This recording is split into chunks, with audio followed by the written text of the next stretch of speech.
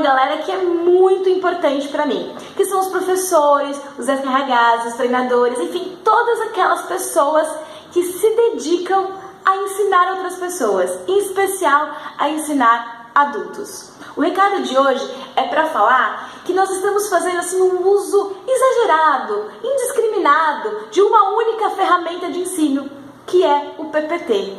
E com base nisso, eu criei um workshop novinho em folha chamado Chega de PPT. A ideia é ensinar esses treinadores, educadores, professores diversas outras maneiras de ensinar que não apenas o uso do PPT. A ideia é recuperar a confiança criativa desses professores e deixar fluírem as ideias para pensar em novas maneiras de ensinar adultos. Afinal de contas, gente, ensinar adultos é um grande desafio. Os adultos já vêm com bagagem, eles já têm conhecimentos prévios e eles só aprendem aquilo que faz sentido para eles. Eles aprendem conectando suas experiências anteriores, seus conhecimentos com os conhecimentos novos. Não é uma tarefa tão fácil assim. E o PPT sozinho, gente, não dá conta do recado.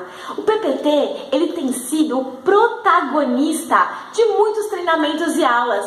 Tá certo isso, gente? Na minha humilde opinião, o protagonista tem que ser o aluno, as suas necessidades, o que ele precisa aprender, o que ele deseja aprender. Então tá na hora de virar essa página e começar a pensar um pouquinho diferente. Porque, gente, quando o PPT é o protagonista, o que acontece? Ele que era para ser uma ferramenta de apoio para o facilitador, para o professor, ele acaba se tornando a única ferramenta. E aí, em vez de ser um guia com recursos visuais, com palavras-chave, com infográficos, vídeos, coisas interessantes que deixam a aula mais rica, ele passa a ser uma cola. E aí todo o texto, tudo que vai ser falado na aula, tá ali expresso naquele PPT. Gente, isso não faz sentido. Todos que estão ali sabem ler. Se fosse para ler o PPT, a gente não precisava do facilitador. O facilitador tem que instigar nos alunos a vontade de aprender aquele assunto. Tem que provocar, tem que fazer perguntas e não dar todas as respostas.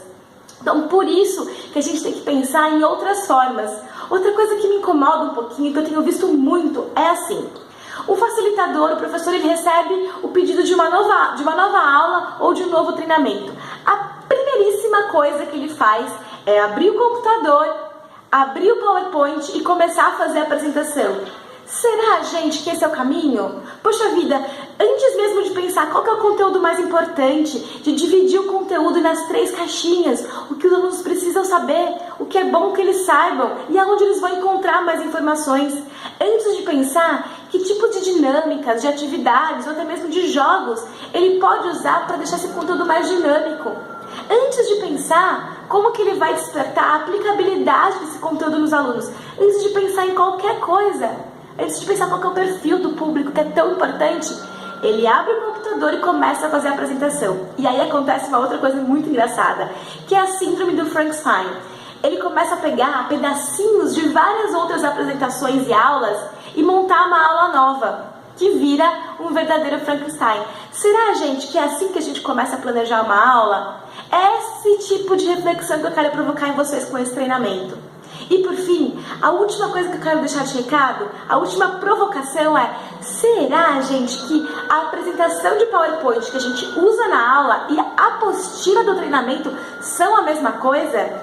Por isso que a apresentação, ela fica cheia de texto, porque a gente quer usar 2 coisas para uma coisa só. Gente, uma coisa é uma coisa, outra coisa é outra coisa. A apostila, ela tem que ter recursos extras, tem que ter atividades, tem que ter conteúdos que talvez não vão ser abordados em profundidade durante a aula. A apresentação, não, ela é um guia, ela é um complemento ao que está sendo falado. Não tem como usar a apresentação como apostila, gente, não são a mesma coisa. Então fica aqui esse recadinho para vocês, e se você gostou dessas pequenas provocações que eu fiz, isso é só um pouquinho do que vai estar no nosso workshop Chega de PPT. Aqui embaixo, na descrição do vídeo, tem o link para você fazer a inscrição para o evento. Corre, porque as vagas são super limitadas e o workshop já é dia 23 de julho. Tchau, tchau!